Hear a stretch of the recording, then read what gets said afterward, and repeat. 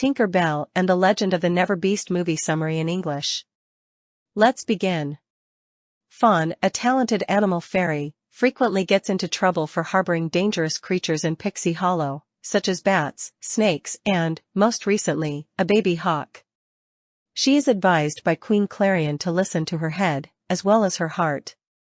While teaching bunnies how to hop, Fawn discovers a mysterious creature lying in a cave, which is apparently suffering from a thorn in one of his paws.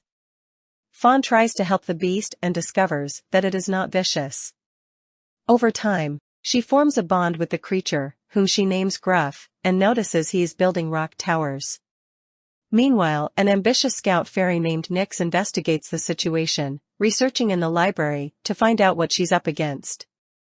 Using some information gathered from several torn pages of an undisclosed animal book, she discovers that Gruff is actually the NeverBeast, a legendary creature that awakens once every millennium, when he will build and use rock towers to transform into a terrifying beast that could destroy Pixie Hollow. Fawn reassures her friends that Gruff is harmless, but they remain skeptical, and Tinker Bell tells her, even if he isn't a threat, Pixie Hollow isn't safe for Gruff. One day, Gruff disappears and ominous green clouds start forming in the sky. Nyx and the scouts head out to capture Gruff.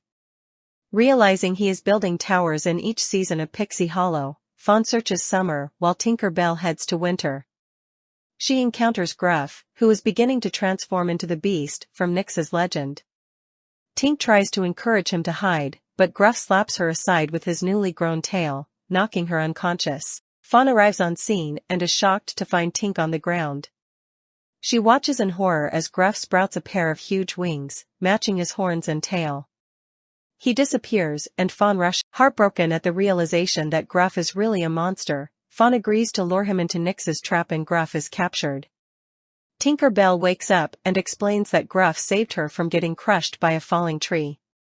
Fawn realizes she misunderstood the whole thing and flies off to rescue Gruff. She and her friends manage to free him, but his vision is hindered by the knockout nightshade used during his capture. Fawn finally realizes what Gruff is there to do. He absorbs the lightning from the storms using the towers in order to stop it destroying Pixie Hollow. She tells him to follow the glow of her wings, and the pair head off to the towers. The plan goes well, until Nyx destroys the final tower, believing Gruff to be a danger. With no time to rebuild it, Fawn leads Gruff into the eye of the storm where he absorbs every single lightning strike.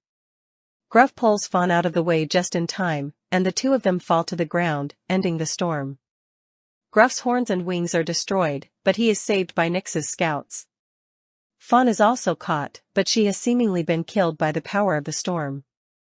As Gruff mourns her, the lightning he absorbed makes a spark which revives Fawn, much to everyone's delight.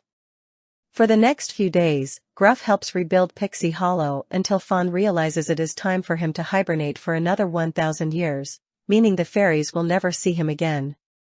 The fairies sadly guide him back to his cave in a send-off ceremony and try to make his slumber as comfortable as possible, while Fawn passes on a new legend to future generations of fairies, one where the NeverBeast is not a monster, but the hero of Pixie Hollow.